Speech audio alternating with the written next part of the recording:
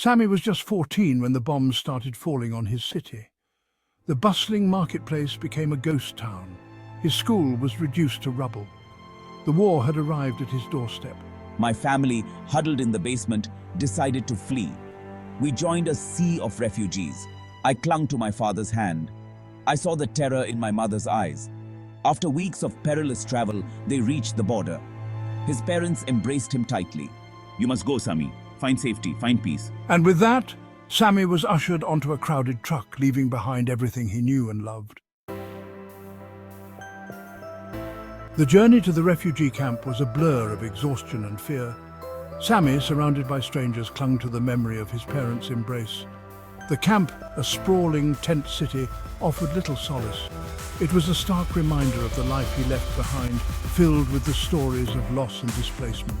After months of uncertainty, Sammy received life-altering news. A family in a distant land touched by the plight of refugees had agreed to sponsor him. He boarded a plane, his heart heavy with a mixture of hope and trepidation. The world whizzed by beneath him, a canvas of clouds and continents as he embarked on a journey into the unknown. The new country welcomed him with open arms. The foster family, a kind couple with warm smiles, embraced him as their own. The language was unfamiliar, the customs strange, yet Sammy was determined to rebuild his life. He clung to the hope that one day he would see his family again. Years turned into a decade and a half. Sammy embraced his new life. He excelled in school, fueled by the years of education lost to war. He learned the local language, its rhythm becoming music to his ears. University opened doors to a world he once thought unimaginable. He found work, his hands calloused but his spirit unbroken. He met a kind woman, her laughter a balm to his soul. They married, building a life together, brick by brick. The birth of his son filled him with a love he never thought he could feel again. Yet, even in this newfound happiness, the memory of his homeland lingered like a shadow. 16 years after fleeing his war-torn country, Sammy returned. The news of the ceasefire, of a fragile peace, had ignited a flicker of hope within him. He yearned to see his homeland, to breathe the air of his childhood, to find his family. The city, once a battleground, was slowly rising from the ashes. But the scars of war ran deep. Buildings lay in ruins, their skeletal frames a haunting reminder of the conflict.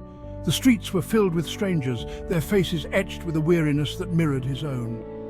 He searched for his family, his heart pounding with every familiar street corner, every faded landmark. But fate, it seemed, had dealt him a cruel hand. His parents, he learned, had perished during the war, their home destroyed by bombs. The news hit him like a physical blow, leaving him hollowed out, adrift in a sea of grief. Life in his homeland proved more challenging than Sammy anticipated. The war might be over, but its ghosts lingered in the hearts of the people. He found himself caught between two worlds, a stranger in both. The years abroad had created a chasm, separating him from those who had stayed behind. His marriage crumbled under the weight of unspoken grief and cultural differences. He moved to the mountains, seeking solace in the solitude of nature, his young son, his constant companion. He started a small business, pouring his heart and soul into it, but the economy, still reeling from the war, offered little reprieve. His son, now a teenager, found it hard to adjust to the slower pace of life in the mountains. He yearned for the bright lights of the city, the company of friends his own age. The inevitable happened. His son left, leaving Sammy to grapple with the echoes of his own past, the loss and displacement that had shadowed him for so long. Now, years later, Sammy sat on the porch of his mountain home, the silence broken only by the wind whistling through the pines. His business had failed, his dreams turning to dust. His son, living his own life in the city, called sporadically. Loneliness, a constant companion, gnawed at the edges of his heart. Beside him, his faithful old Labrador retriever, a gift from his son years ago, lay sleeping. The dog, once full of boundless energy, was now old and grey, its muzzle streaked with white. Yet in its cloudy eyes I saw an unwavering loyalty, a depth of companionship that transcended words. I reached down, stroking the dog's soft fur. Life had been a journey of hope and loss, of resilience and heartbreak.